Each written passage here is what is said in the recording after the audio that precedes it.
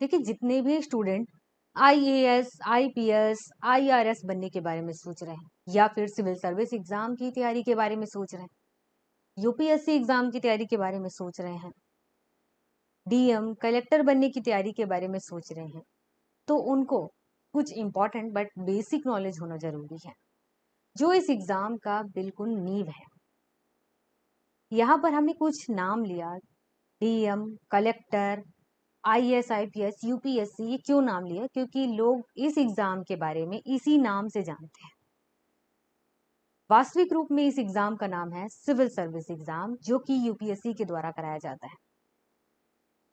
और इस एग्जाम की तैयारी के लिए कुछ बेसिक चीजें हैं जो आपको सबसे पहले पता होना चाहिए, तभी आप इस एग्जाम की तैयारी शुरू कर सकते हैं। जैसे कि आप एलिजिबल हो या नहीं, अगर आप एलिजिबल हो तो आपके पास सिलेबस है या नहीं, आपके पास बुक है या नहीं, ये कुछ जरूरी चीजें हैं। मैं आशा करती हूँ कि आप सभी लोग जो तैयारी करने के बारे में सोच रहे हैं वो एलिजिबल होंगे और बाकी इम्पोर्टेंट नॉलेज इस एग्जाम से रिलेटेड वो आपके पास होंगे। जैसे एग्जाम के बारे में भी आपको पता होना चाहिए, कितने क्वेश्चन आते हैं, कौन कौन से सब्जेक्ट हैं, किस तरीके से पूछे जाते हैं, कितने नंबर्स। तो अगर आपको ये सारी नॉलेज है तो उनमें से एक नॉलेज जो इस एग्जाम का बेसिक है, इम्पोर्टेंट है, नींव है, वो है कि आपको कौन कौन से विषय पढ़ने हैं, सब्जेक्ट पढ़ने हैं, कौन कौन से टॉपिक पढ़ने हैं और उनसे रिलेटेड किस टाइप के क्वेश्चंस कहाँ पर पूछे जाएंगे, आपको कितने नंबर यहाँ पर मिल सकते हैं अधिकतम। तो आज हम इस सेशन के माध्यम से यही समझने वाले हैं कि सिलेबस में आपको क्या क्या पढ़ना है। मैं आशा करती हूँ कि आपको एग्जाम के पैटर्न से रिलेटेड नॉलेज होगा। फिर भी थोड़ा सा हम हिंट कर देते हैं, ये जो एग्जाम है वो 3 स्टेज में कंप्लीट होता है, प्रीलिम्स, मेंस और इंटरव्यू। प्रीलिम्स और मेंस में आपको सिलेबस की जरूरत होती है, बुक की जरूरत होती है, तभी आप इन दोनों स्टेज को क्वालिफाई कर पाएंगे। सबसे पहले हम शुरू करते हैं प्रीलिम्स के बारे में कि सिविल सर्विस एग्जाम की तैयारी के लिए आपको प्रीलिम्स में क्या पढ़ना है। प्रीलिम्स में 2 पेपर होते हैं, आपको पता होना चाहिए। एक होता है जीएस का और दूसरा होता है सिविल सर्विसेज एप्टीट्यूड टेस्ट, जिसे सीसेट कहते हैं। सबसे पहले हम जीएस के पेपर के बारे में बात करेंगे, जिसे प्रश्न पत्र 1 या 1 भी कहते हैं। इसमें आपसे कौन कौन से विषय पूछे जाएंगे, क्या पूछा जाएगा, यहाँ पर आपको ये पता चलेगा। यूपीएससी ने अपनी नोटिफिकेशन में अपने सिलेबस में यही चीजें बता रखी है, इससे ज्यादा डिटेल में नहीं बताया हुआ है प्रश्न पत्र 1 में पूछने से रिलेटेड। मतलब ये है कि पेपर 1 में आपसे क्या पूछा जाएगा, नोटिफिकेशन में अपने सिलेबस में इतनी ही बातें लिखी हुई हैं। प्रारंभिक परीक्षा के प्रश्न पत्र 1 का संबंध समान अध्ययन से है। इसका पाठ्यक्रम निम्नलिखित है। कौन सा? सबसे पहला टॉपिक यहाँ पर कहा गया है राष्ट्रीय और अंतरराष्ट्रीय महत्व की समसामयिकी घटनाएं, जिसे करंट अफेयर कहते हैं, current events of national and international importance. अक्सर ये बात नहीं समझ पाते हैं जो न्यू स्टूडेंट होते हैं कि ये क्या है, करंट अफेयर क्या है। इसका रिलेशन बाकी सब्जेक्ट से है। जैसे ही आप नीचे पढ़ेंगे कि कौन कौन से सब्जेक्ट हमको पढ़ना है, उन सब का रिलेशन इससे है। नंबर 1, समसामयिकी घटनाएं जिसे कहते हैं। आपके आसपास हो रही सारी घटनाएं, चाहे वह पॉलिटिकल हो, चाहे वह जियोग्राफिकल हो, चाहे इकोनॉमिकल हो, चाहे एनवायरमेंटल हो, चाहे साइंस से रिलेटेड हो, ये सब कुछ आपका इस करंट अफेयर में आता है। मतलब ये है कि जो भी इंपॉर्टेंट चीजें हो रही हैं, राजनीति में हो रही है, विज्ञान में हो रहा है, अर्थशास्त्र में हो रहा है, पूरे विश्व लेवल पे जो इंपॉर्टेंट है हमारे इंडिया के लिए और हम लोगों के लिए, वो आपको पता होना चाहिए। उससे रिलेटेड क्वेश्चंस पूछे जाएंगे। अब किस तरीके के करंट अफेयर से रिलेटेड क्वेश्चंस और होते हैं, थोड़ा सा और डीप समझना है तो उसके लिए आपको प्रीवियस ईयर के क्वेश्चन पेपर उठाने होंगे। तो आपको समझ में आएगा कि अगर आपको पॉलिटी का बेसिक नॉलेज है, राजनीति से रिलेटेड, कि जैसे कि संसद क्या है ये आपको पता है बहुत अच्छे से, तो उससे रिलेटेड जो अभी वर्तमान समय में प्रस्ताव पारित किए जाते हैं, उसी से रिलेट करके यहाँ पर प्रश्न पूछे जाते हैं। अब इसके अलावा आपको कौन कौन से सब्जेक्ट पढ़ना है यहाँ पर से पता चलेगा और क्या पढ़ना है। यहाँ पर कहा गया है दूसरे नंबर पर भारत का इतिहास और भारतीय राष्ट्रीय आंदोलन, history of India and Indian national movement. सबसे पहले आपको कहा गया है यहाँ पर फोकस करना, भारत का इतिहास पता हो। भारत का जो भी इतिहास है जो इम्पोर्टेंट है, आपको पता होना चाहिए कि भारत का जो इतिहास है उसे 3 पार्ट में बांटा गया है। यहाँ पे आप ध्यान रखना, जब आप इतिहास पढ़ेंगे तो 3 पार्ट में बांट करके आपको पढ़ना होगा। एक होता है एंशिएंट, जिसे प्राचीन भारत कहा जाता है। फिर उसके बाद है मिडाइवल, जिसे मध्यकालीन भारत कहते हैं। और उसके बाद है मॉडर्न, जिसे हम आधुनिक भारत कहते हैं।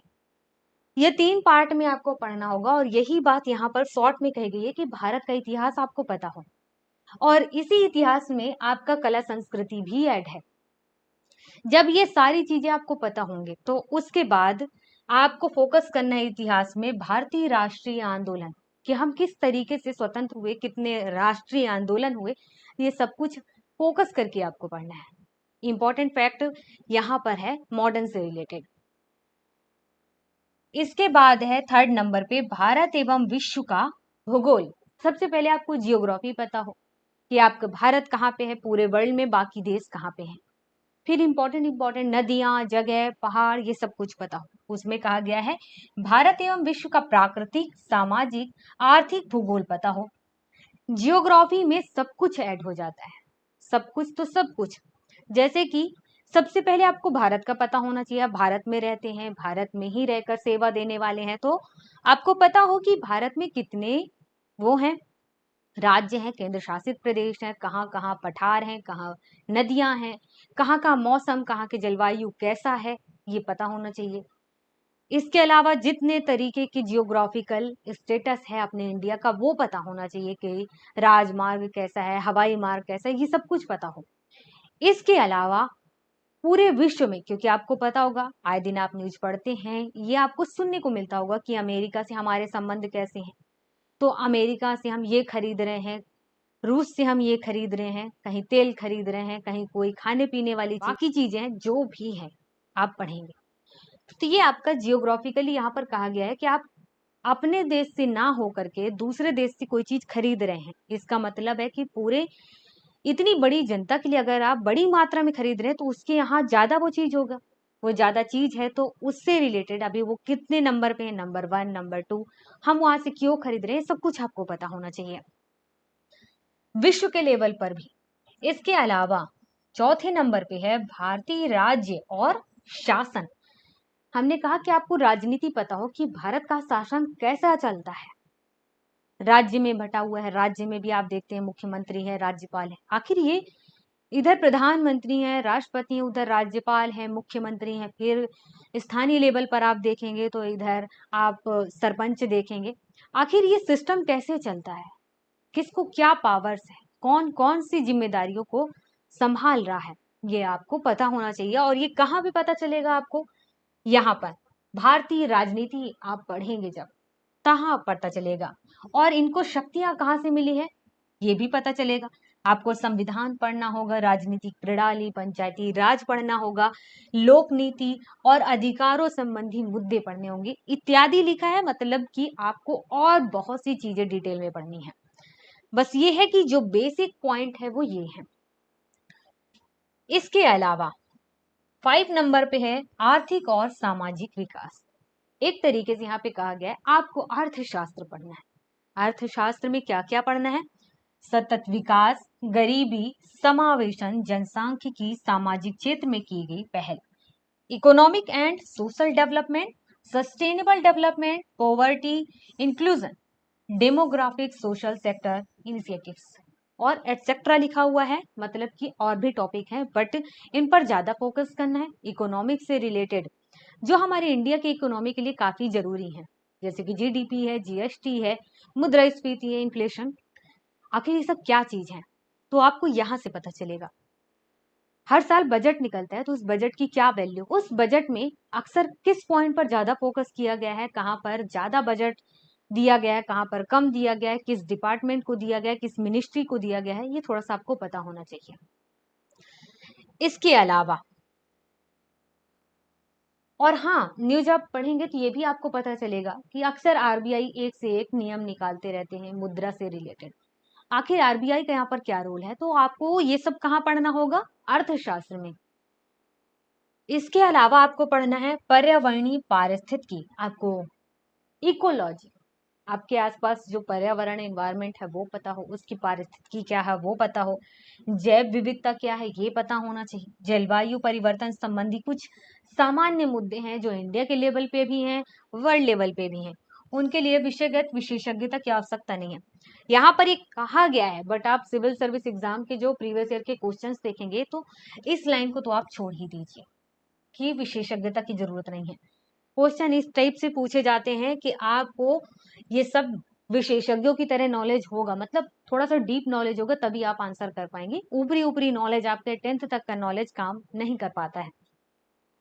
तो पर्यावरणीय पारिस्थितिकी, जैव विविधता, जलवायु परिवर्तन संबंधी जो भी मुद्दे हैं वो आपको पता हो, आपको यहाँ पर पूरा इन्वायरमेंट ये पढ़ना है। इसके अलावा सामान्य विज्ञान, जनरल साइंस, यहाँ पर लिखा हुआ है general science, but general science नहीं, यहाँ पर आपको 10th लेवल तक का जो जनरल साइंस होता है वो पढ़े हो। उसके अलावा जो करंट अफेयर में चल रहे होते हैं उनको ऐड करके, उसके अलावा कुछ और एक्स्ट्रा नॉलेज की जो जरूरत होती है वो भी आपको ऐड करना होता है। बट हाँ, सबसे ज्यादा यहाँ पर फोकस किया जाता है कि बेसिक नॉलेज के अलावा आपका आज में जो साइंस में चल रहा है वो तो आपको पता ही हो, जनरली वहां से क्वेश्चन पूछे जाते हैं। और इतनी ही चीजें कहा गया है कि प्रीलिम्स के पहले पेपर में हम आपसे पूछेंगे। अब आप सोच रहे होंगे कि यहाँ पर तो बहुत छोटा सिलेबस है, बट आप जब इनकी किताबें खोलेंगे तो उसमें फर्स्ट पेज में ये लिखा होता है कि आपको ये यहाँ चैप्टर मिलेंगे पढ़ने के लिए, और वो सारे चैप्टर आपके एग्जाम के हिसाब से इंपॉर्टेंट होते हैं। तो कहीं पर भी आप स्किप मत करना, सारे चैप्टर को बहुत ध्यान से पढ़ना, सभी टॉपिक को समझना। तो प्रीलिम्स में पहले पेपर में ये पूछे जाएंगे। अब हम बात करते हैं दूसरे पेपर की, जिसे हम सी सेट कहते हैं। इसमें क्या पूछा जाएगा, इसमें आपसे कहा गया है बोधगम्यता, कॉम्प्रीहेंशन जिसे कहते हैं, ये आपका आएगा। सबसे पहले मैं यहाँ पर आपका फोकस करूंगी कि आप पिछले साल के जो पेपर होते हैं, प्रीवियस ईयर के पेपर, कम से कम 2-4 साल के तो जरूर देखें, आपको समझ में आएगा। इसे आप आसान मत समझना, बहुत बड़े बड़े जो धुरंधर होते हैं वो क्वालिफाई नहीं कर पाते हैं सी सेट। जीएस उनका निकल जाता है पर सी सेट नहीं निकलता। क्यों नहीं निकलता है, ये आपको प्रीवियस ईयर के क्वेश्चन पेपर देख के पता चलेगा, तो देखें जरूर। इसमें भी उतनी ही मेहनत करनी पड़ जाती है जितना जीएस के लिए करना होता है। अगर आपकी समझ बहुत बेहतर है और आप अच्छे हैं तो बात अलग है, बहुत ज्यादा ही अच्छे हैं जो एक ही बार में आप सी सेट में कम मेहनत से सी सेट निकाल लें। यहाँ पे कॉम्प्रीहेंशन है। अब कॉम्प्रीहेंशन क्या चीज होती है, कॉम्प्रीहेंशन आपको एक पैसेज दिया जाता है, ये पैसेज नॉर्मल नहीं होता है, इसको समझने के लिए आपको बहुत ध्यान से उसे पढ़ना होता है, एक बार नहीं 2-4 बार, और मुश्किल से ही आप उसका आंसर निकाल पाते हैं। ये मैं सच्चाई बता रही हूँ, इसमें कोई ऐसा नहीं कि मैं आपको डरा रही हूँ, ये वास्तविकता है। नहीं हो तो आप प्रीवियस ईयर के क्वेश्चन पेपर जरूर उठाएं, एक बार खुद से पहले पढ़ें, आंसर निकालें, उसके बाद आंसर की में देखें कि आपका जो कॉम्प्रीहेंशन वाला चैप्टर है उसमें से कितने आंसर आपके बिना प्रैक्टिस के सही हो रहे हैं। अगर बहुत अच्छे हैं आप तो आपके सही होंगे, वरना जनरली 1-2 क्वेश्चन ही सही हो पाते हैं। इसके बाद यहाँ पर आपको पता चला कि आपको एक पैसेज दिया जाता है, उस पैसेज को पढ़ करके और उसी से आपको आंसर करना होता है। इसके बाद संचार कौशल सहित अंतर व्यक्तिक कौशल, interpersonal skills including communication skills, इससे रिलेटेड कुछ सवाल होते हैं।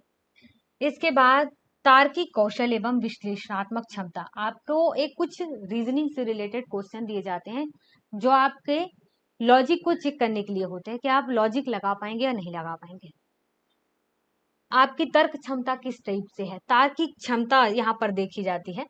इसके बाद निर्णय लेना, कुछ क्वेश्चंस ऐसे दिए जाते हैं जहां पर आपको प्रॉब्लम्स दिए जाते हैं, जहां पर आपको उसे सॉल्व करना होता है, ऐसे सॉल्व करना होता है, उसका आपके 10th 9th से लेना देना नहीं होता है। कुछ समस्याएं ऐसी होती हैं कि आपका नॉलेज इस तरीके से है कि आप सॉल्व कर सकते हैं। इसके बाद है सामान्य मानसिक योग्यता, जनरल मेंटल एबिलिटी, ये भी कुछ क्वेश्चंस होते हैं, ये आप ऐसे नहीं समझ पाएंगे, आपको प्रीवियस ईयर के क्वेश्चन पेपर उठाना ही होगा। इसके बाद है ये ये काफी इंपॉर्टेंट है। एक तो आपका ये लॉजिकल वाला रीजनिंग, और इसके बाद है ये आधारभूत संख्या। आपके 10th लेवल तक के जो मैथ होते हैं वो यहाँ पर पूछे जाते हैं। यहाँ पर कह दिया है संख्याएं, उनके संबंध, विस्तार, क्रम, 10वीं कक्षा के स्तर के आंकड़ों का निर्वचन, जिसमें चार्ट, ग्राफ, तालिका, आंकड़ों की पर्याप्तता, ये सब पूछे जाएगा। तो मेन जो है मैथ से रिलेटेड सवाल है वो यहाँ पे है, रीजनिंग से रिलेटेड यहाँ पे है, और पहले वाला है कॉम्प्रिहेंशन। ये 3 पार्ट में से बांट करके आप पढ़ सकते हैं। और ये आपका हो गया सी सेट। आपको पता होना चाहिए कि सी सेट में आपको केवल पास होना होता है और ज्यादा कुछ नहीं करना होता है, बट हाँ मेहनत बहुत करनी पड़ती है सी सेट के लिए भी। तो उसी हिसाब से आप तैयारी। अब यहाँ पर आप समझिए मेंस एग्जाम से रिलेटेड जो सिलेबस है वो आज हम बात करने वाले हैं, जिसमें आपको सबसे पहले पता होना चाहिए कि जो एग्जाम है उनमें कौन कौन से पेपर होते हैं और पेपर कितने नंबर के होते हैं। ये सबसे खास पॉइंट है। तो यहाँ पर आप देख रहे हैं, यहाँ पे है सबसे पहला होता है निबंध एसे का पेपर, जो कि 250 नंबर का होता है। और आपको ये पता होना चाहिए कि आपने बचपन से ही ऐसे पढ़ा हुआ है, आपने ऐसे लिखा है इंग्लिश में, हिंदी में। यहाँ पर भी वही है, बस अब आप बड़े हो गए हैं, प्रोफेशनल जॉब में जाने वाले हैं, इस वजह से प्रोफेशनली तौर पर आपको किसी टॉपिक को अच्छे से बताना है, बस इतना ही अंतर है। इसके बाद सेकंड वाला पेपर है, जिसमें आपका कहा गया है कि जीएस 1 से रिलेटेड सवाल रहेंगे, जिसमें आपके 250 नंबर के ये क्वेश्चंस रहेंगे। अब यहाँ पर बहुत सारे स्टूडेंट के मन में ये सवाल आता है कि आखिर ये सामान्य अध्ययन या जीएस क्या है। सिविल सर्विस एग्जाम में जीएस में आपके सामान्य रूप से जो सब्जेक्ट होते हैं, जनरली जो सब्जेक्ट होते हैं, उनको ऐड किया गया है और ये कहा गया है कि इनके बारे में आपको जनरली नॉलेज होगा ही। बस आपको क्या करना है, एग्जाम के अकॉर्डिंग थोड़ा सा डीप नॉलेज लेना है, ताकि आप जब सर्विस में जाएं तो उसका आप यूज भी कर पाए। और सामान्य अध्ययन क्या होता है, इससे रिलेटेड लोगों को बहुत सारे कंफ्यूजन होते हैं। तो ये भी आप समझिए कि सिविल सर्विस एग्जाम में सामान्य अध्ययन 4 टाइप के हैं, मतलब कि 4 सामान्य अध्ययन है, GS1, GS2, GS3 and GS4। GS1 में कई सारे सब्जेक्ट ऐड हैं, कौन कौन से ये आपको याद होना चाहिए। भारतीय विरासत और संस्कृति, विश्व का इतिहास, भूगोल तथा समाज, हिस्ट्री, जियोग्राफी और सोशियोलॉजी, ये 3 सब्जेक्ट यहाँ पर ऐड हैं। अब हिस्ट्री आपको पता होना चाहिए, 4 पार्ट में बटा है, एंशियंट, मिडाइवल, मॉडर्न और वर्ल्ड हिस्ट्री। जियोग्राफी की बात करें तो यहाँ पर वर्ल्ड जियोग्राफी और इंडियन जियोग्राफी दोनों आते हैं। इसके बाद सोशियोलॉजी, जो आपके समाज के बारे में होता है। इसके बाद है थर्ड वाला पेपर, जिसमें GS2 से रिलेटेड सवाल रहेंगे। इसमें कौन कौन से सब्जेक्ट ऐड हैं, शासन व्यवस्था, संविधान, राज व्यवस्था, सामाजिक न्याय तथा अंतरराष्ट्रीय संबंध। आपको पॉलिटी में ये सारे टॉपिक हैं, शासन व्यवस्था, संविधान, राज व्यवस्था।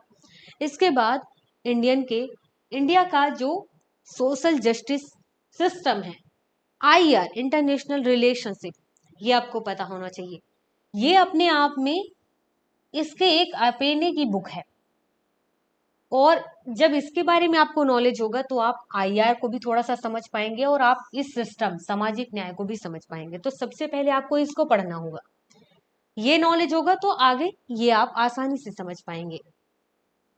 इसके बाद है प्रश्न पत्र 4, समान अध्ययन 3, प्रौद्योगिकी, आर्थिक विकास, जैव विविधता, पर्यावरण सुरक्षा तथा आपदा प्रबंधन।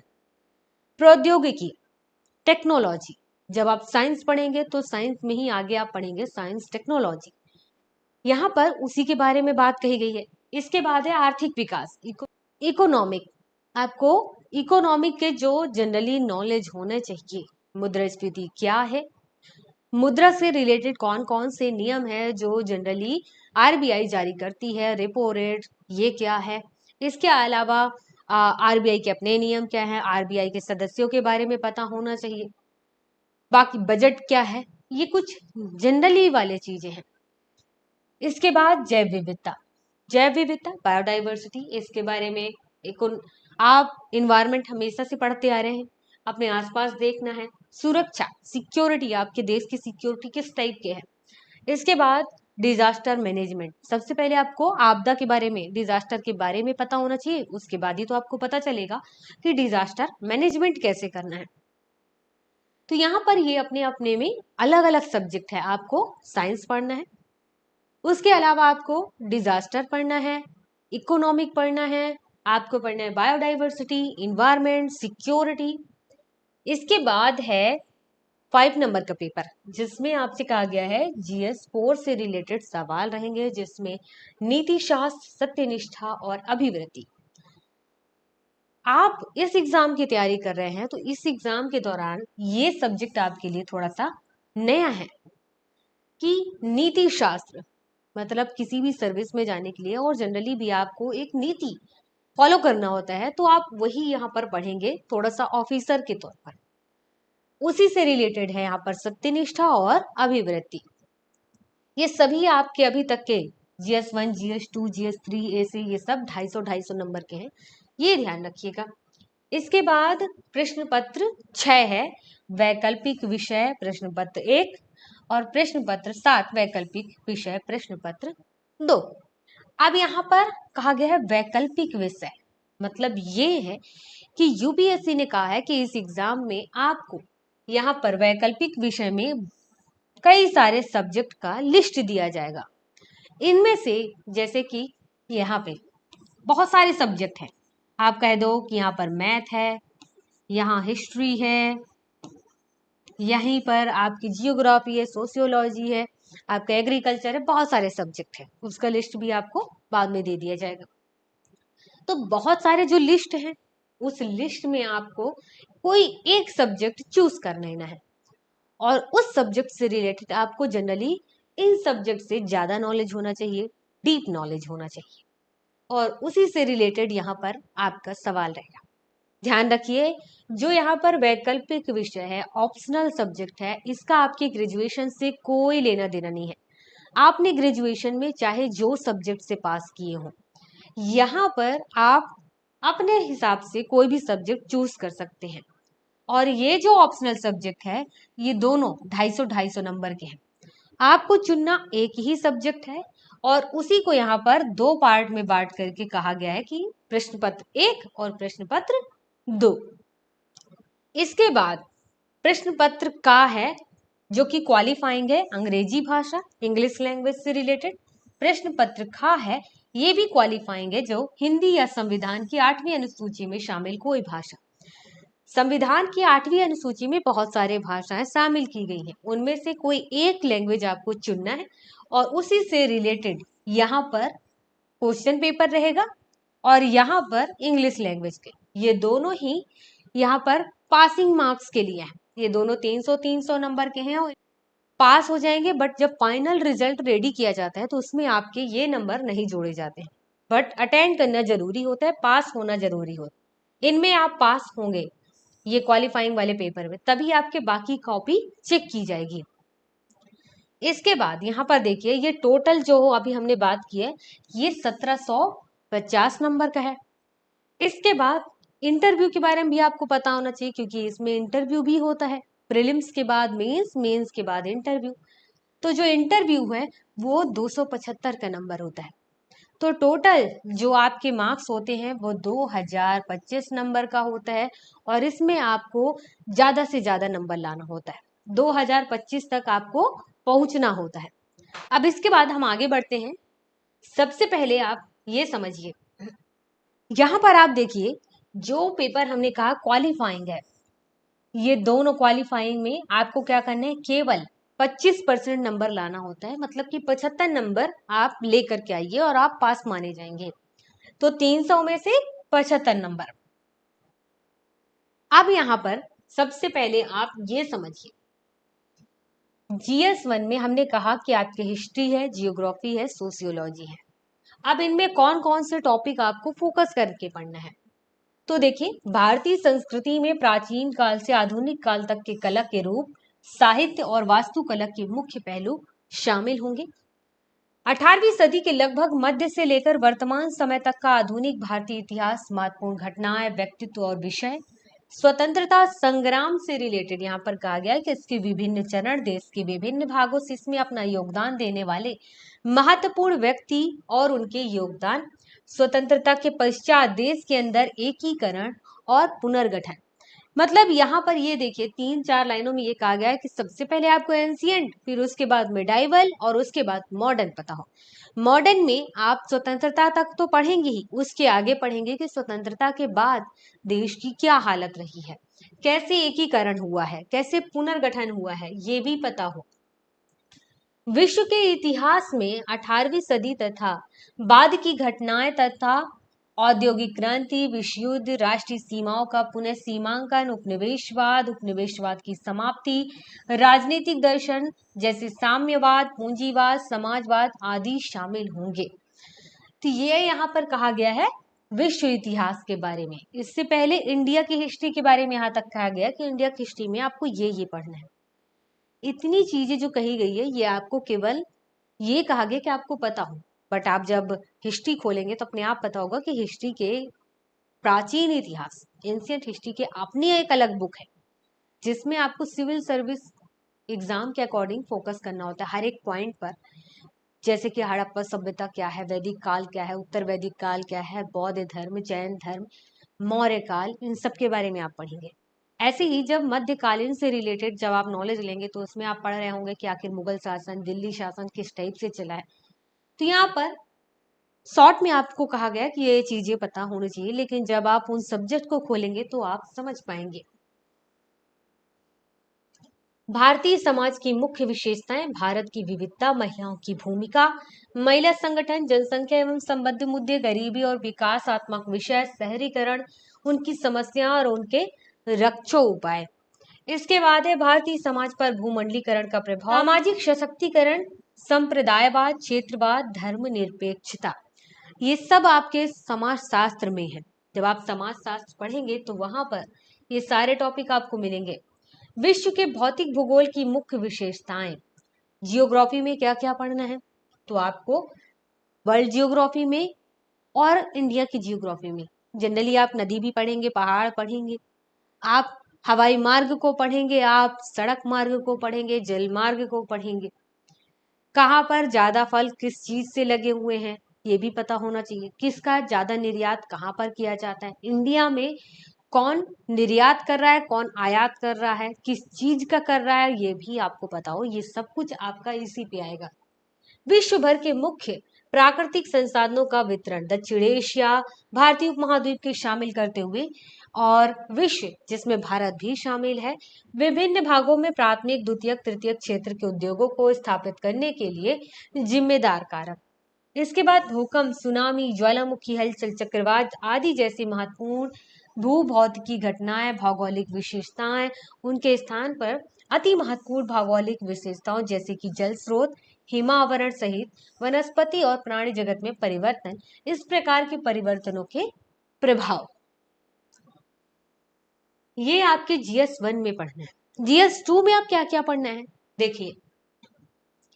जीएस 2 में भारतीय संविधान में ऐतिहासिक आधार, विकास, विशेषताएं, संशोधन, महत्वपूर्ण प्रावधान और बुनियादी संरचना। यहाँ पर मैं आपको एक चीज हिंट करूंगी कि आप एक लक्ष्मीकांत की बुक जरूर लें, जिस ईयर आप तैयारी कर रहे हैं उस ईयर की अपडेटेड लें।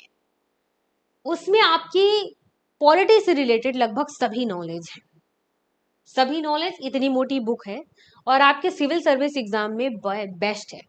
आप उसे पढ़ लेंगे तो आपको कोई दूसरी बुक लेने की जरूरत ही नहीं होगी।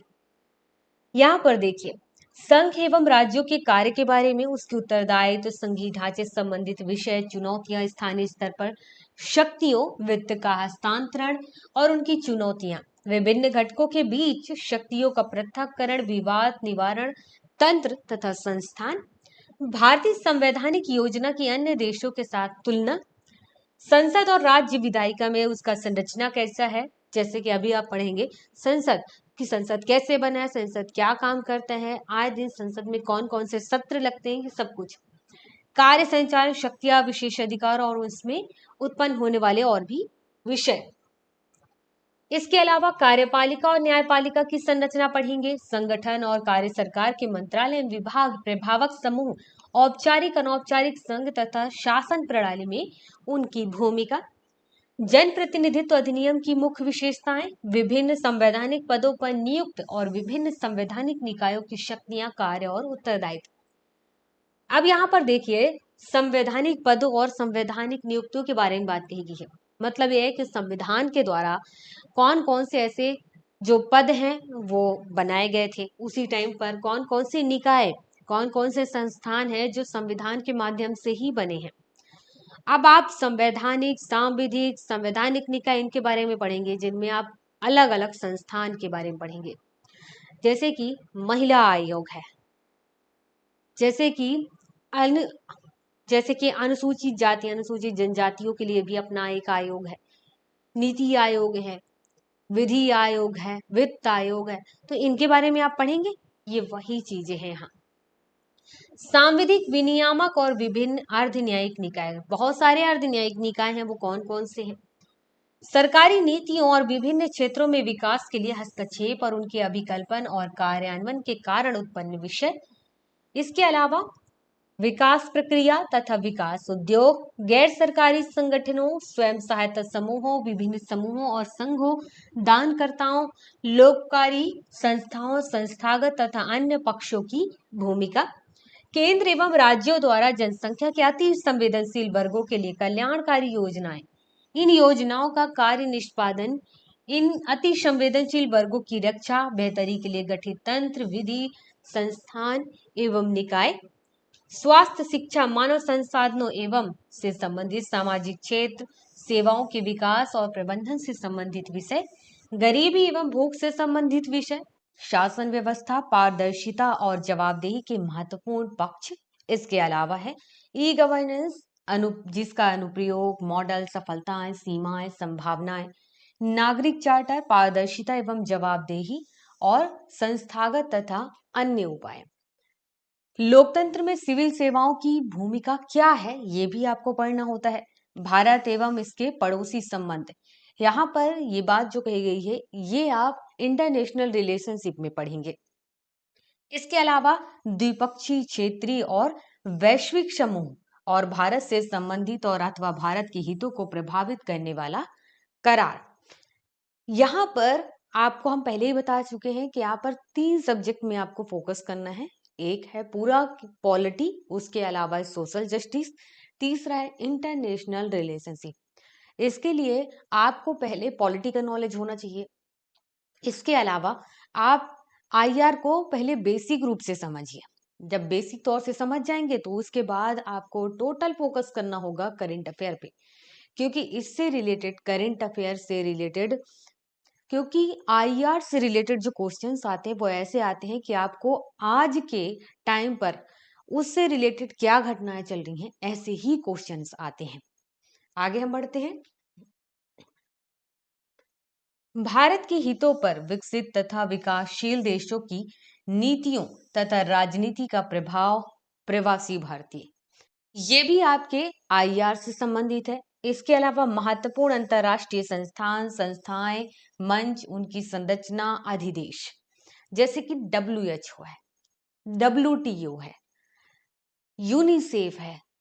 तो आपको इनके बारे में, ये इंपॉर्टेंट है। अंतरराष्ट्रीय न्यायालय इंपॉर्टेंट पॉइंट है जिनको आपको समझना होगा, और ये इंपॉर्टेंट संस्थाएं हैं जो आए दिन चर्चा में होते हैं और इनसे रिलेटेड आए दिन रूल्स रेगुलेशंस आते हैं, कई नियम कानून भी आते हैं, बताते रहते हैं रिपोर्ट, तो आपको पता होना चाहिए। अब इसके बाद है GS3। GS3 में बहुत सारे सब्जेक्ट हैं। आपका हो गया इकोनॉमिक है, साइंस टेक्नोलॉजी है, डिजास्टर मैनेजमेंट है, इसके अलावा आपका बायोडाइवर्सिटी, इन्वायरमेंट, सिक्योरिटी। तो इससे रिलेटेड टॉपिक को आप ध्यान से समझिए, क्या क्या आपको पढ़ना है। भारतीय अर्थव्यवस्था तथा योजना संसाधनों को जुटाने, प्रगति, विकास तथा रोजगार से संबंधित विषय, समावेशी विकास तथा इससे उत्पन्न विषय। तो आपको समावेशी वाला टॉपिक पढ़ना है। आपको अर्थव्यवस्था से रिलेटेड जो योजनाएं होती हैं वो पढ़ना है। फिर अर्थव्यवस्था के लिए कौन कौन से संसाधन होते हैं, उनको जुटाने के लिए क्या किया जाता है, उस पर क्या प्रगति हो रही है, उसमें क्या डेवलपमेंट हो रहा है, ये भी आपको पता हो। फिर सरकारी बजट, ये मोस्ट इंपॉर्टेंट है। सरकारी बजट हर साल आता है, तो आपको पता होना चाहिए कि सरकारी बजट क्या है और किसमें बजट में ज्यादा पैसा खर्चा किया गया है। यहाँ पर आपको राजकोषीय नीति के बारे में पता होना चाहिए। यहाँ पर आपको पता होना चाहिए कि राजकोषीय व्यय क्या है, राजकोषीय घाटा क्या है। मुख्य फसलें, देश के विभिन्न भागों में फसलों का पैटर्न पता होना चाहिए। सिंचाई के विभिन्न प्रकार, सिंचाई प्रणाली, कृषि उत्पाद का भंडार, परिवहन तथा विपणन संबंधित विषय और बाधाएं, किसानों की सहायता के लिए ई प्रौद्योगिकी, प्रत्यक्ष एवं अप्रत्यक्ष कृषि सहायता तथा न्यूनतम समर्थन मूल्य से संबंधित विषय, जन वितरण प्रणाली, उद्देश्य शिकार, सीमाएं सुधार, बफर स्टॉक तथा खाद्य सुरक्षा संबंधी विषय, प्रौद्योगिकी मिशन, पशुपालन संबंधी अर्थशास्त्र। भारत में खाद्य प्रसंस्करण एवं संबंधित उद्योग, कार्य क्षेत्र एवं महत्व, संस्थान, ऊपरी और नीचे की अपेक्षाएं, आपूर्ति श्रृंखला पर। इसके अलावा है भारत में भूमि सुधार, मतलब स्वतंत्रता से लेकर के अभी तक भारत में कौन कौन से भूमि सुधार हुए ये भी आपको पता हो।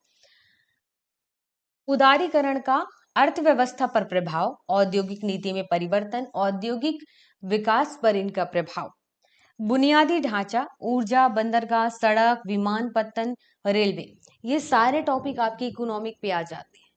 आप इकोनॉमिक की एक किताब लेकर के पहले देख सकते हैं ऊपर से ही कि यहाँ कौन कौन से चैप्टर हैं और आपके कौन कौन से टॉपिक हो सकते हैं, इसमें कौन कौन से टॉपिक हैं, उसी के अकॉर्डिंग आप उसे पढ़ना शुरू करें। इसके बाद निवेश मॉडल, विज्ञान एवं प्रौद्योगिकी में आपको क्या क्या पढ़ना है ये देखिए। विकास एवं अनुप्रयोग, रोजमर्रा के जीवन पर इसका प्रभाव। इसके अलावा विज्ञान एवं प्रौद्योगिकी में भारतीयों की उपलब्धियां क्या हैं, देशज रूप से प्रौद्योगिकी का विकास और नई प्रौद्योगिकी का विकास। इसके बाद सूचना प्रौद्योगिकी, अंतरिक्ष, computer, robotics, nano technology, biotechnology और बौद्धिक संपदा अधिकारों से संबंधित विषयों के संबंध में जागरूकता। इसके बाद क्या है, संरक्षण, पर्यावरण प्रदूषण, क्षरण, पर्यावरण प्रभाव का आकलन। ये टॉपिक आप लोग बचपन से पढ़ते आए। अगर आप लोग का जन्म 1995-96 के आसपास हुआ है तो उस टाइम के सिलेबस के अकॉर्डिंग वहां से जब आप जिस टाइम पर 5th क्लास 6th क्लास में रहोगे तो ये सारे टॉपिक आप लोगों ने बड़े अच्छे से पढ़े होते हैं। मतलब आपको टीचर अगर अच्छे से समझाया तो आप तब से ही पर्यावरण क्या है, क्षरण क्या है, संरक्षण क्या है, आप वहां से समझते आते हैं। इसके बाद आपदा और आपदा प्रबंधन, विकास और फैलते उग्रवाद के बीच संबंध, आंतरिक सुरक्षा के लिए चुनौती उत्पन्न करने वाले शासन विरोधी तत्वों की भूमिका, संचार नेटवर्क के माध्यम से आंतरिक सुरक्षा को चुनौती, आंतरिक सुरक्षा चुनौतियों में मीडिया और सामाजिक नेटवर्किंग साइटों की भूमिका, साइबर सुरक्षा की बुनियादी बातें, धन शोधन और इसे रोकना। अब मनी लॉन्ड्रिंग जैसी चीजों को भी आप देखते होंगे, नक्सलवाद से रिलेटेड चीजों को देखते होंगे, आए दिन न्यूज में होता है, तो कहा जाता है कि आप लोग ध्यान रखा करें। ये भी यहाँ पर इम्पोर्टेंट है, बट जो लोग सिविल सर्विस एग्जाम के मेंस के सिलेबस को देखते हैं तो उनको समझ में आता है कि अरे ये इम्पोर्टेंट टॉपिक है, हमें पढ़ना चाहिए। इसीलिए कहा जाता है कि सिविल सर्विस एग्जाम की तैयारी के लिए आपके दिमाग को थोड़ा सा व्यापक तौर से सोचना पड़ता है और थोड़ी गहराई में ट्राई करके सोचना पड़ता है। हर टॉपिक के बारे में आपको जनरली पता हो, आप उस पर लिख पाए, इतना प्रैक्टिस होना चाहिए। सीमावर्ती क्षेत्रों में सुरक्षा चुनौतियां एवं उनका प्रबंधन, संगठित अपराध, आतंकवाद के बीच संबंध, विभिन्न सुरक्षा बल और संस्थाएं तथा उनके अधिदेश। अब इसके बाद क्या है, इसके बाद है आपका 4 GS4। GS4 जिसके बारे में लगभग सभी स्टूडेंट को तो पता ही नहीं होता है। एक टाइप से कहें एथिक्स, आपके ऑफिसर बनने के बाद आप में क्या क्या होना चाहिए और जनरली भी एक इंसान में कौन कौन से गुण होने चाहिए ये भी आपको यहाँ से समझ में आता है। GS4 के लिए आपको तो ऐसा नहीं है कि किसी के भी नोट्स उठा लिए ऐसे ही पढ़ लिए, आपको कोई अच्छी बुक लेनी होती है या किसी अच्छे कोचिंग इंस्टीट्यूट के नोट्स लेकर के आप उसे पढ़ें ताकि आप बेहतरीन तरीके से उसे समझ पाए। नीति शास्त्र, सत्यनिष्ठा और अभिरुचि, ये 3 पॉइंट है जिस पर लेकर के ये पूरा सिलेबस है। नीति शास्त्र तथा मानवीय सह संबंध में मानवीय क्रियाकलापों में नीति शास्त्र का सार तत्व, इसके निर्धारक और परिणाम, नीति शास्त्र के आयाम, निजी और सार्वजनिक संबंधों में नीति शास्त्र, मानवीय मूल्य, महान नेताओं, सुधारकों और प्रशासकों के जीवन तथा उनके उपदेशों से शिक्षा मूल्य विकसित करने में परिवार, समाज और शैक्षणिक संस्थाओं की भूमिका। अभिवृत्ति एटीट्यूड में क्या कहा गया है? सारांश, एक कंटेंट दिया जाता है जिसकी संरचना, वृत्ति, विचार तथा आचरण के परिप्रेक्ष्य में इसका प्रभाव एवं संबंध, नैतिक और राजनीतिक अभिरुचि, सामाजिक प्रभाव और धारण। इसके बाद सिविल सेवा के लिए अभिरुचि तथा बुनियादी मूल्य, सत्यनिष्ठा, भेदभाव रहित तथा गैर तरफदारी, निष्पक्षता, सार्वजनिक सेवा के प्रति समर्पण भाव, कमजोर वर्गों के प्रति सहानुभूति, सहिष्णुता एवं संवेदना। इसके अलावा है भावनात्मक समझ, अवधारणाएं तथा प्रशासन और शासन व्यवस्था में उनके उपयोग और प्रयोग। मतलब ये कि आपकी भावनात्मक समझ किस प्रकार से है, उन सारी अवधारणाओं को, उन सारे नॉलेज को आप प्रशासन में किस तरीके से उपयोग करते हैं, यहाँ पर ये कहा गया। भारत तथा विश्व के नैतिक विचारकों और दार्शनिकों के योगदान, आपको ये भी पता हो जैसे कि आप प्लूटो के बारे में पढ़ेंगे। इसके बाद है लोक प्रशासन में लोक सिविल सेवा मूल्य तथा नीति शास्त्र। सिविल सेवा का क्या अपना मूल्य है और उसके क्या नीति, इसमें आप उनके स्थिति और समस्याओं के बारे में पढ़ेंगे। सरकारी तथा निजी संस्थानों में नैतिक चिंताएं, क्या दुविधाएं आती हैं, नैतिक मार्गदर्शन के स्रोतों के रूप में विधि, नियम, विनियम तथा अंतरात्मा, उत्तरदायित्व तथा नैतिक शासन, शासन व्यवस्था में नीति परक और नैतिक मूल्यों का सुदृढ़ीकरण। इसके अलावा अंतरराष्ट्रीय संबंधों तथा निधि व्यवस्था, फंडिंग में नैतिक मुद्दे, कारपोरेट शासन व्यवस्था पढ़ेंगे। इसके अलावा क्या है, शासन व्यवस्था में आपकी ईमानदारी को लेकर के भी क्वेश्चंस आएंगे। लोक सेवा की अवधारणा, शासन व्यवस्था और ईमानदारी का दार्शनिक आधार, सरकार में सूचना का आदान प्रदान और पारदर्शिता, सूचना का अधिकार, नीतिपरक आचार संहिता, आचरण संहिता, नागरिक घोषणा पत्र, कार्य संस्कृति, सेवा प्रदान करने की गुणवत्ता, लोक निधि का उपयोग, भ्रष्टाचार की चुनौतियां, उपयुक्त विषयों पर मामला संबंधी अध्ययन और केस स्टडीज। अब जीएस 4 से रिलेटेड नॉलेज तो होता ही है, अब आपको केस स्टडी भी यहाँ पर दिया जाता है, उसे आप पढ़िए। इसके बाद बताइए कि आप उसकी जगह ये अधिकारी हैं तो आप क्या कर सकते हैं। मतलब अभी आपकी ट्रेनिंग नहीं हुई है, आपने केवल किताबें पढ़ी हैं और आपने अपने जीवन में जितनी भी एथिक्स सीखी हुई है उसी का यूज करके आपको वहां पर आंसर करना है। तो यहाँ पर हमने जीएस से रिलेटेड सिलेबस को कंप्लीट किया। अब इसके अलावा बाकी सारे जो सब्जेक्ट हैं वो ऑप्शनल के हैं, और ऑप्शनल में हम एक ही क्लास में, एक ही सेशन में पूरे सिलेबस को नहीं बता सकते हैं। बहुत सारे ऑप्शनल सब्जेक्ट हैं। हाँ, जिस तरीके से ऑप्शनल सब्जेक्ट के सिलेबस की डिमांड होगी आपको जरूर बताया जाएगा उसी के अकॉर्डिंग। अब सिविल सर्विस एग्जाम की तैयारी के लिए आपको सिलेबस के अकॉर्डिंग बुक की भी जरूरत होती है। आज के सेशन के माध्यम से हम लोग ये भी जानने वाले हैं कि आपको कौन कौन सी बुक की जरूरत हो सकती है, या आप कौन कौन से बुक लें जिससे आपका जो सिलेबस है वो कंप्लीट हो जाए और आपकी तैयारी अच्छी हो जाए। आपको क्या क्या करना चाहिए इस सेशन के माध्यम से आप जान पाएंगे। सबसे पहले यहाँ पर आप ये देखिए, जो मेंस में सब्जेक्ट है वही प्रीलिम्स में है, ये आपको पता ही होगा। प्रीलिम्स आपको याद होना चाहिए कि प्रीलिम्स में कौन कौन से सब्जेक्ट आते हैं। जैसे कि हमने कहा था कि उसमें आपके हिस्ट्री पूछेगा, जियोग्राफी पूछेगा, आपका आईआर से भी कुछ क्वेश्चंस होंगे जो कि करंट अफेयर से रिलेट करके होते हैं, आपके पॉलिटी हो गए। इसके अलावा साइंस है, एनवायरमेंट है, डिजास्टर मैनेजमेंट है, इन सब से क्वेश्चंस आएंगे। तो आपको दोनों को लेकर के चलना है।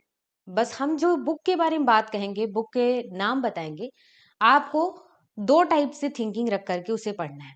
आप किसी टॉपिक का नॉलेज तो रखेंगे, पर जब आप प्रीलिम्स के बारे में सोचकर उसे पढ़ेंगे तो आपको ये थिंकिंग रखना है कि आखिर इससे कौन कौन से पॉइंट हैं जो आपको ऑब्जेक्टिव तौर पर आंसर करना है।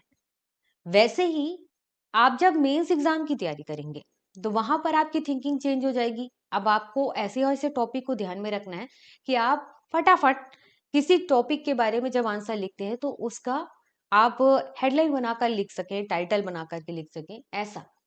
बस इतना ही अंतर है। किताबें वही होती हैं, पढ़ने का तरीका और सोचने का तरीका, आंसर देने का तरीका बदल जाता है। जैसे कि यहाँ पर बात करें निबंध को लेकर के, तो निबंध में आपको क्या पढ़ना चाहिए? इधर उधर के रिसोर्सेस मत उठाइए, आप दो चीजें अपने साथ रखिए। एक तो PYQ, प्रीवियस ईयर के जो क्वेश्चन पेपर हैं वो आप देखिए। इसके अलावा काफी सारे कोचिंग इंस्टीट्यूट हैं, बट 2-3 कोचिंग इंस्टीट्यूट के काफी अच्छे नोट्स हैं, जैसे कि विजन IAS के हैं। इसके अलावा दृष्टि IAS के हैं। ये ऐसे कोचिंग इंस्टीट्यूट हैं, इनके नोट्स काफी अच्छे हैं, आपकी तैयारी में काफी हेल्प करेंगे। तो इनके अपने प्रीवियस ईयर के जो क्वेश्चंस रहे हैं उनको सॉल्व करके दिए गए हैं, जिनमें आपका ये AC भी है। तो आप वो सॉल्व किया हुआ पूरा मेंस एग्जाम का बुक ही उठा लें, ताकि आप GS के बारे में, AC के बारे में, इनके बारे में अच्छे से समझ पाएंगे और आंसर प्रैक्टिस कर पाएंगे। इसके बाद GS1, जिसमें आपका हिस्ट्री है, हिस्ट्री के चारों पार्ट है, तो इसके लिए आप क्या क्या लें? यहाँ पर जियोग्राफी और सोसाइटी भी है। तो हिस्ट्री जो कि आपका 4 पार्ट में है, हिस्ट्री की बात करें तो देखिए हिस्ट्री में आपका जो एंशिएंट हिस्ट्री है, इसके लिए आप क्या करें? RS शर्मा की बुक आती है। सबसे पहले आपको यहाँ पर NCERT तो पढ़ना ही है, यहाँ पर ध्यान रखें। हिस्ट्री के लिए NCERT पढ़ना ही पढ़ना है, 6th क्लास से लेकर के 12th क्लास तक। आपको लगभग बहुत सारे टॉपिक को बारीकी से पढ़ने का यहाँ पर मौका मिलेगा, और कुछ क्वेश्चन हैं जो डायरेक्टली आपके एग्जाम में पूछे जाते हैं। एंशिएंट के लिए आपको क्या पढ़ना है? RS शर्मा। आपका मिडाइवल आता है, मिडाइवल के लिए आप क्या पढ़ेंगे? मिडाइवल के लिए आप पढ़ सकते हैं सतीश चंद्र।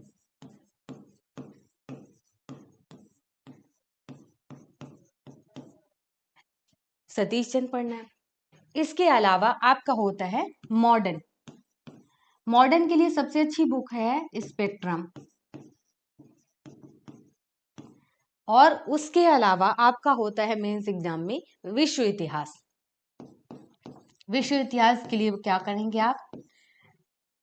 हमने 2 कोचिंग इंस्टीट्यूट की बात कही, विजन या दृष्टि। इनके विश्व इतिहास से रिलेटेड आप नोट्स ले लें, यहाँ पर आपके लगभग सारे नॉलेज होते हैं, आपको कोई और बुक लेने की जरूरत नहीं है।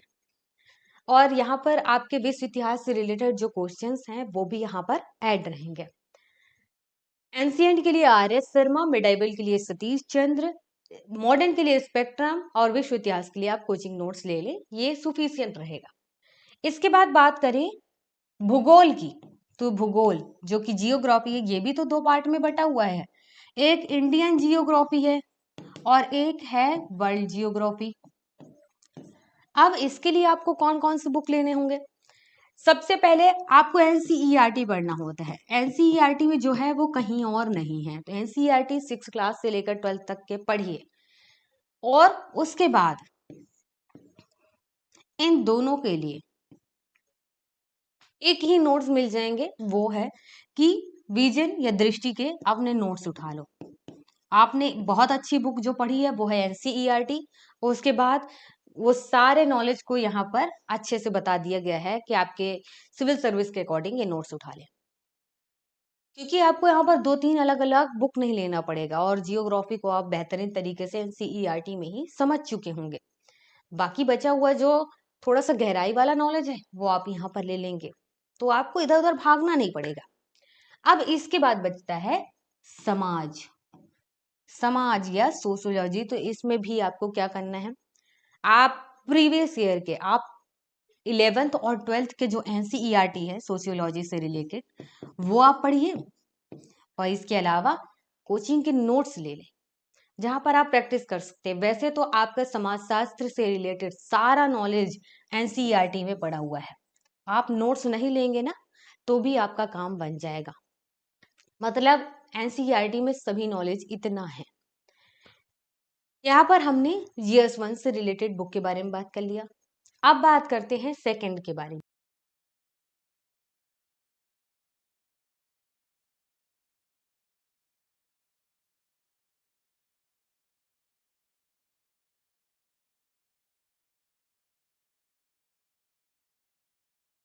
GS2 में जैसे कि शासन व्यवस्था, संविधान, राज व्यवस्था, सामाजिक न्याय, ये सारे टॉपिक आप कहाँ पे पढ़ेंगे? एम लक्ष्मीकांत, ये बहुत अच्छी बुक है जहां पर आपको शिकायत नहीं होगी कि आपको ये चीजें समझ में नहीं आई। और अंतरराष्ट्रीय संबंध के लिए आप डायरेक्ट कोचिंग के नोट्स उठा ले और डेली करंट अफेयर जरूर पढ़ें। डेली करंट अफेयर आपको पढ़ना है। करंट अफेयर में आप कोई एक न्यूज़पेपर उठा लें।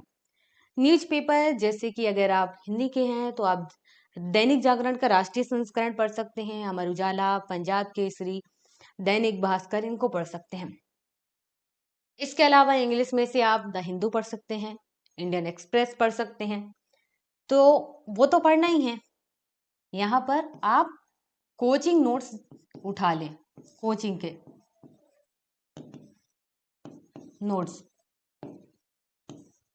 यहाँ पर आपका ये करंट अफेयर और कोचिंग नोट्स सुफिशियंट रहेगा।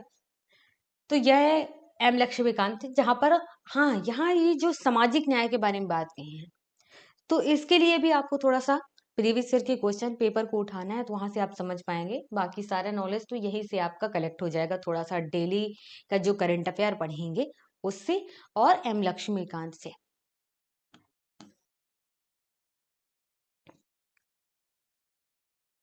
इसके बाद यहाँ पर आप देखिए GS3 है। GS3 में आपका साइंस आता है। साइंस के लिए आपको क्या करना है? NCERT सेलेक्टिव टॉपिक पढ़ना होता है। वो आप जैसे कि PYQ देखेंगे ना, तो वहां से आपको समझ में आएगा कि अच्छा ये चीजें पढ़नी है। NCERT पढ़ेंगे प्रीवियस ईयर के क्वेश्चन पेपर को देखते हुए। और उसके अलावा आपको बुक लेने की जरूरत नहीं है, आप किसी अच्छे कोचिंग के नोट्स ले। ज्यादा अच्छे अभी ये फेमस हैं काफी, और इनके नोट्स देखे गए हैं, काफी अच्छे नोट्स हैं। वो विजन IAS, दृष्टि IAS के हैं, वो नोट्स ले लें। आर्थिक विकास के लिए आप रमेश सिंह की अपनी बुक आती है, हिंदी इंग्लिश दोनों में है, तो आप रमेश सिंह के इकोनॉमिक्स से बुक ले लें, इकोनॉमिक वाले। और यहाँ पर NCERT 11th और 12th की, इनको आप पढ़ लें। यहाँ पर इतने में आपका काम हो जाएगा। इसके बाद यहाँ पर इकोनॉमिक्स से रिलेटेड कुछ टॉपिक नहीं समझ में आएंगे तो आप यूट्यूब पर उस टॉपिक को सर्च करिए। इकोनॉमिक्स से रिलेटेड काफी अच्छे अच्छे क्लासेस हैं, वहां पर से आपको टॉपिक को समझ में आ जाएगा। जैव विविधता, पर्यावरण, ये कहाँ से आएंगे? ये भी आपका NCERT से, जब आप जियोग्राफी पढ़ेंगे तो वहां पर आपके काफी सारे टॉपिक यहाँ पर क्लियर हो जाएंगे। बचा हुआ आप सीधे नोट्स उठा लें, कोचिंग के नोट्स उठा लें। आपदा प्रबंधन, ये भी इसी में आ जाएगा। इसके बाद बात करते हैं समान अध्ययन की। तो इसके लिए वैसे तो बहुत सारी किताबें आती रहती हैं, पर उन किताबों पर कुछ खास ध्यान नहीं जाता इस वजह से, क्योंकि जो कोचिंग इंस्टीट्यूट के नोट्स है वहां पर आपके इससे रिलेटेड टॉपिक तो रहते ही हैं। इसके अलावा आपको कुछ कोचिंग इंस्टीट्यूट खुद से भी सोचने के लिए क्वेश्चंस देते हैं और अपने हिसाब से आंसर भी बताते हैं कि ऐसा ऐसा आप सोच सकते हैं। तो आपका दिमाग यहाँ पर थोड़ा सा डेवलप होता है और उसके लिए आप इनके नोट्स ले सकते हैं। डायरेक्ट नोट्स उठाइए, उसके बारे में सोचिए, विचारिए, प्रैक्टिस शुरू करिए। कम समय में आपको ज्यादा मेहनत करनी है। वैसे भी सिविल सर्विस से रिलेटेड जो सिलेबस है काफी बड़ा है, उसे कम समय में कंप्लीट करना, उसे याद रखना, बार बार प्रैक्टिस करना, तो उसके लिए आपके पास बुक का लिस्ट होना चाहिए। सब एक जगह पे होना चाहिए, दसों किताबें नहीं रखनी है। हर सब्जेक्ट से रिलेटेड एक एक चीजें ही हो जिसे आपको बार बार पढ़ना है। और आपको उसे अपडेट कैसे करना है? डेली करंट अफेयर जब आप पढ़ते हैं तो उसी से आपको अपडेट करना है। कुछ चीजें आप कॉपी पे लिखिए, कुछ चीजें आपको दिमाग पर ही रखना है। इसके अलावा हमने कहा है ना कि आपका वैकल्पिक विषय क्या है, ये हमें नहीं पता है। कई सारे वैकल्पिक विषय हैं, ऑप्शनल सब्जेक्ट, तो उसके अकॉर्डिंग इसका सिलेबस बदल जाता है। यहाँ पर ऑप्शनल सब्जेक्ट से रिलेटेड आप बुक को अगर पढ़ने बैठेंगे कि कौन सा बुक लें, तो काफ़ी सारे बुक ऐसे आपको मिलेंगे जो आपको अलग-अलग एक-एक टॉपिक मिलेंगे। आपको बहुत सारी बुक पढ़नी होंगी। सबसे अच्छा होता है कि आप किसी अच्छे कोचिंग इंस्टीट्यूट के नोट्स ले लें जो उस ऑप्शनल सब्जेक्ट की तैयारी करवाते हैं। एक कोचिंग इंस्टीट्यूट सारे ऑप्शनल सब्जेक्ट के कोचिंग नहीं करवा पाते हैं जनरली। तो आप अपने सब्जेक्ट के अकॉर्डिंग कोई अच्छा कोचिंग इंस्टीट्यूट ढूंढे, वहां के नोट्स को अपने सब्जेक्ट के जो सिलेबस हैं उस सिलेबस से मिलाइए और फिर उसके बाद उसे पढ़िए। अंग्रेजी भाषा और हिंदी और संविधान की 8वीं भाषा में शामिल और भाषाएं, तो इससे रिलेटेड पीवाईक्यू को आपको देखना होगा और खुद से प्रैक्टिस करना होगा। जनरली कुछ कोचिंग इंस्टीट्यूट इसके बारे में पढ़ाते हैं, बट इसमें आपको खुद ही मेहनत करनी होती है।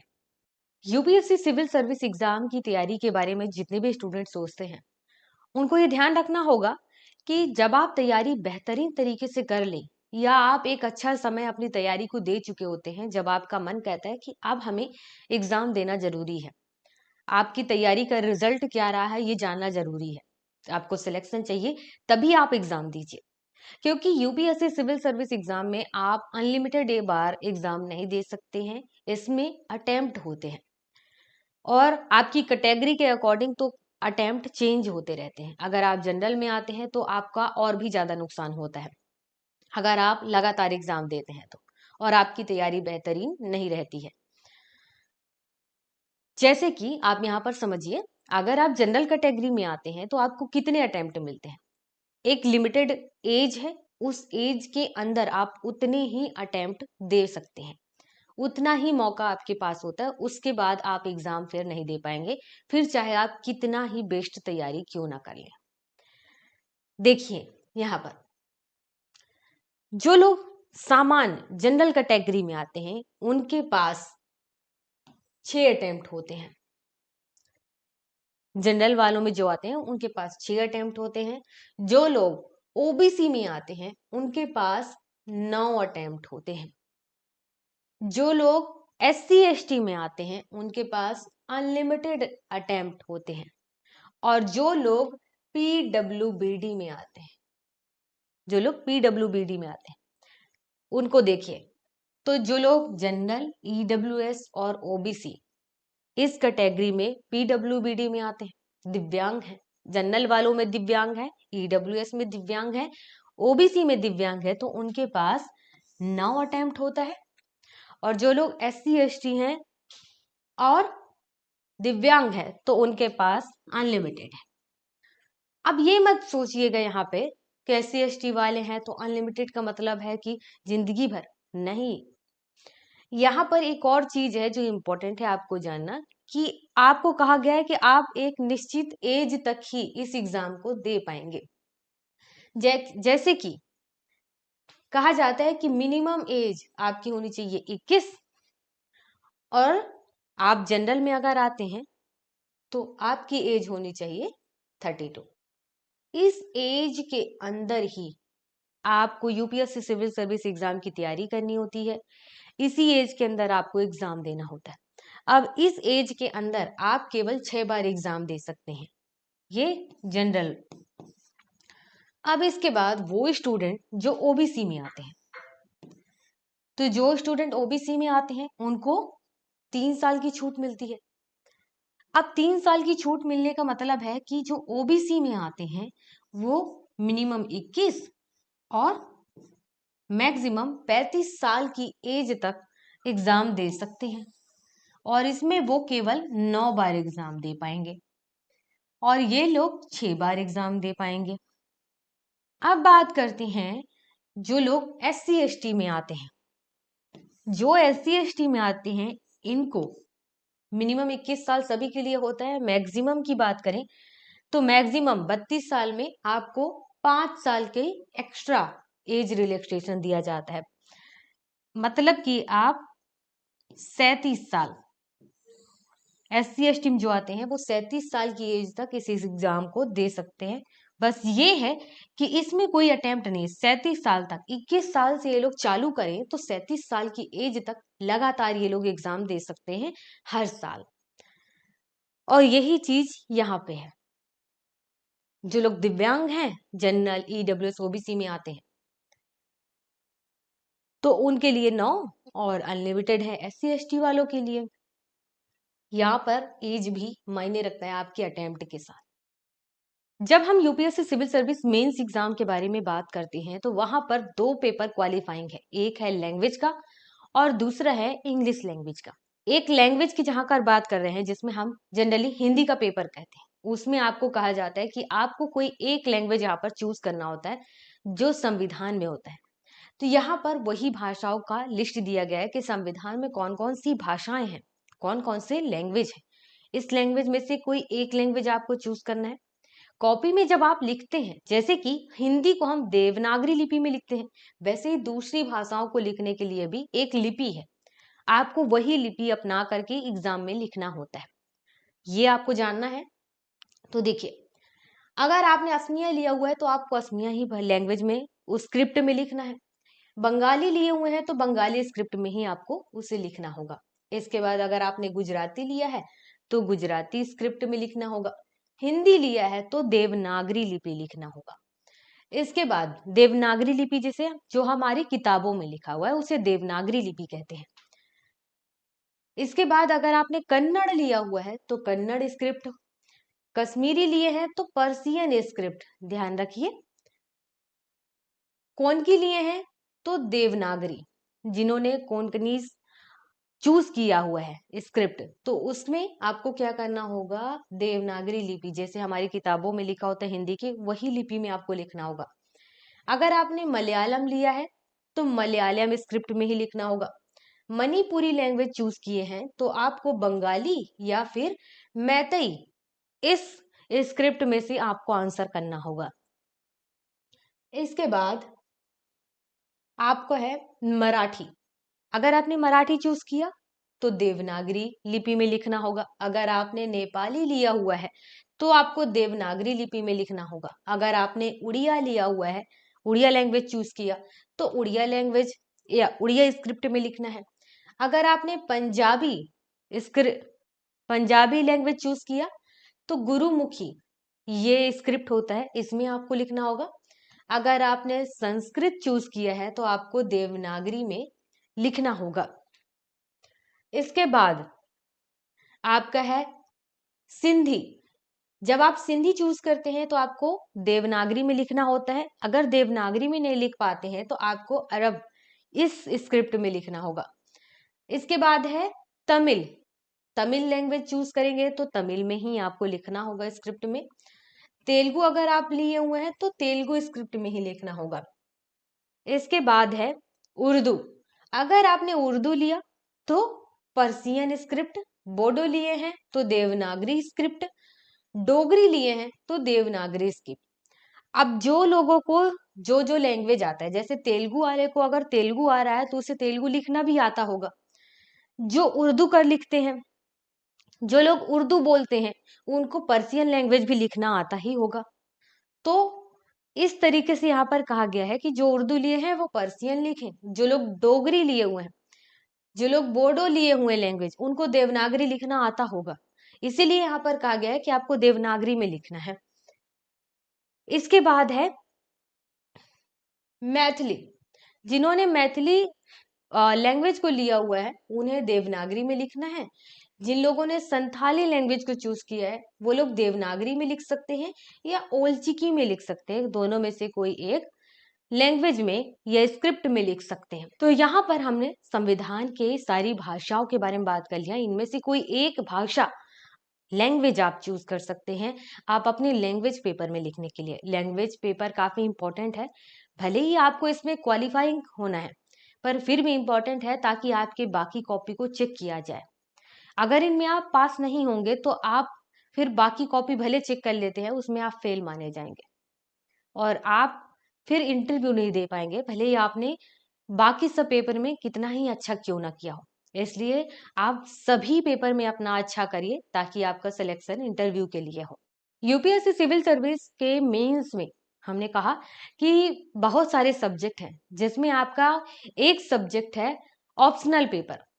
आपको सब्जेक्ट की लिस्ट दी जाती है यूपीएससी के द्वारा, उनमें से कोई एक सब्जेक्ट आपको चूज करना होता है और उस सब्जेक्ट में आपको बहुत डीप नॉलेज से पढ़ाई करनी होती है। बाकियों के मुकाबले आपको उस सब्जेक्ट से रिलेटेड बहुत अच्छा नॉलेज होता है, और यहाँ पर उस सब्जेक्ट में आप जितना अच्छा मेहनत कर लेते हैं तो बाकियों के मुकाबले आपको अपने सब्जेक्ट में ज़्यादा अच्छे नंबर भी अगर मिलते हैं तो आपके सिलेक्शन के ज़्यादा अच्छे चांस हो जाते हैं, आपकी रैंक सुधर सकती है। अब यहाँ पर आप देखिए कि आपका ग्रेजुएशन में, मतलब कि आपने ग्रेजुएशन में कौन सा सब्जेक्ट लिया है यहाँ पर मायने नहीं रखता है। आपने ग्रेजुएशन कंप्लीट किया, आपकी इच्छा है कोई भी एक सब्जेक्ट चूज करने की, तो यहाँ पर इस लिस्ट में जो जो नाम है उनमें से कोई भी आप सब्जेक्ट चूज कर सकते हैं। अगर आपने हिस्ट्री में पढ़ाई किया है ग्रेजुएशन में और आपकी इच्छा है कि आप तैयारी करना चाहते हैं बॉटनी में, तो आप यूपीएससी सिविल सर्विसेज में बॉटनी लेकर के उसे ऑप्शनल सब्जेक्ट के तौर पर के आगे बढ़ सकते हैं, पढ़ सकते हैं। तो ये भी आपको समझ में आया होगा कि ग्रेजुएशन के सब्जेक्ट का यहाँ पर इसका कोई कनेक्शन नहीं है, आप बिल्कुल फ्री हैं अपने हिसाब से। ये मेंस के ऑप्शनल का लिस्ट है, ये यूपीएससी के द्वारा दिया गया है। यहाँ पर आप देखिए, agriculture, animal husbandry and veterinary science, ये है anthropology, botany, chemistry, civil engineering, commerce and accountancy. इसके बाद है economic, electrical engineering, geography, geology. इसके अलावा हिस्ट्री, लॉ, मैनेजमेंट। इसके अलावा है mathematics, mechanical engineering, medical science, philosophy, physics, political science and international relations. जब आप पॉलिटिकल साइंस लेते हैं तो वहां पर आईआर साथ में ही जुड़ा होता है। जब हम समान अध्ययन की बात करते हैं तो वहां पर भी आईआर साथ में ही जुड़ा होता है, तो आपको यहाँ पर दोनों एक साथ ही पढ़ना होता है। Psychology, public administration. इसके अलावा और भी सब्जेक्ट हैं जैसे कि सोशियोलॉजी, स्टैटिक्स, जूलॉजी। इसके बाद ये 25 सब्जेक्ट ऐसे हैं जिनमें से कोई एक सब्जेक्ट आप चूज कर सकते हैं। अगर आपकी इच्छा इनमें से कोई भी सब्जेक्ट चूज करने की नहीं है तो इसके बाद आपके पास होता है साहित्य, लिटरेचर, इसको चूज करने का। लिटरेचर में कोई एक लैंग्वेज नहीं है, आपके हिसाब से काफी सारे लैंग्वेज है जो यहाँ पर आपको दी जाती है।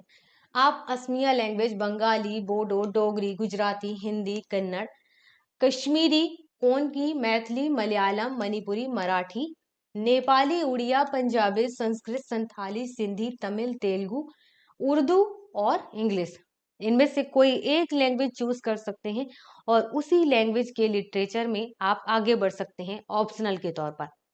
कहने का मतलब है आप English literature, Urdu literature, Kannada literature, इसको ऑप्शनल के तौर पर ले सकते हैं।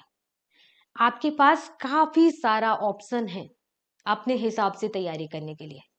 बस आप आगे बढ़ने का सोचिए, तो बस आप मेहनत करने के लिए आगे बढ़िए तो।